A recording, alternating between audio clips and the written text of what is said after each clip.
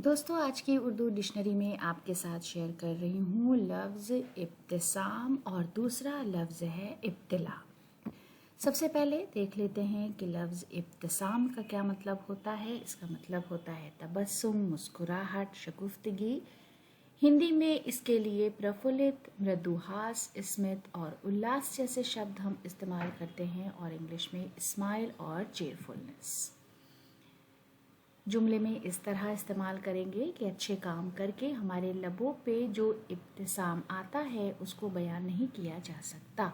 यानी अच्छे काम करके, किसी की मदद करके हमें जो खुशी मिलती है उसको हम बयान नहीं कर सकते। साकिब तबस्सुम साकिब का शेर है, हर अश्क गम से छलकेगी पल पल हमारी याद, लब के हर इब्तिसाम से याद आएंगे तुम्हें।